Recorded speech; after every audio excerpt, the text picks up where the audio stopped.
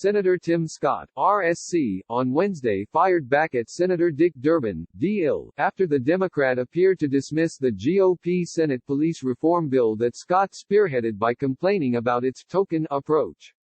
In remarks on the Senate floor, Scott said the Illinois Democrats' words hurts us all. He said it especially hurts to hear language like that on the 5th anniversary of the Charleston church shooting. Earlier, Scott responded on Twitter to Durbin's comments by referring to how congressional Democrats last week wore African kente cloths while they unveiled their own version of police reform.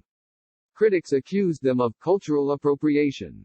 "Y'all still wearing those kente cloths over there at Senator Durbin?" Scott wrote on Twitter. Speaking on the Senate floor Wednesday, Durbin referenced Scott's bill and said he respects the senator but made clear he supports the Democrats' legislation, saluting California Senator Kamala Harris and New Jersey Senator Cory Booker for their work on it.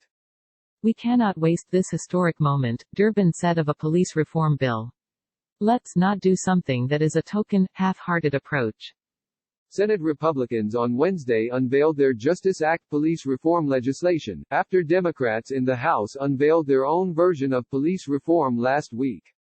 Senate Republicans unveil police reform legislation, we hear you. Scott, the lone African-American GOP senator, spearheaded the Senate's legislation, which seeks to hold officers accountable with an enhanced use of force database, restrict chokeholds, and assist local police departments with minority hiring to make them look more like the communities they serve. "The answer to the question of which side do you support is, I support America," Scott said in unveiling the legislation.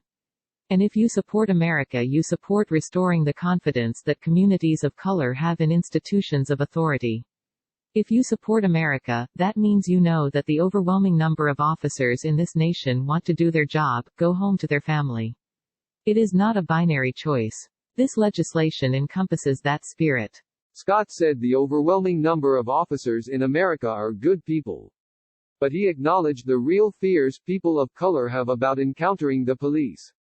"We hear you. We're listening to your concerns," said Scott, who recalled his own driving while black experiences of being stopped 7 times in 1 year.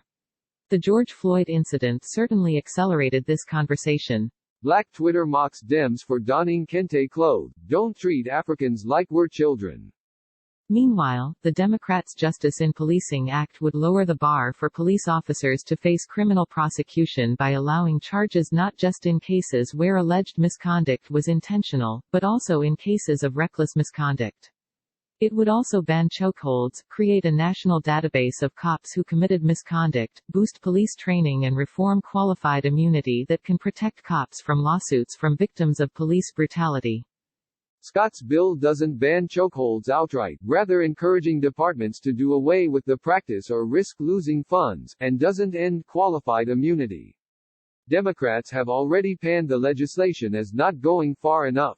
The GOP legislation would beef up requirements for law enforcement to compile use of force reports under a new George Floyd and Walter Scott Notification Act, named for the Minnesota father whose May 25 death sparked worldwide protests over police violence, and Scott, the South Carolina man shot by police after a traffic stop in 2015, no relation to the senator.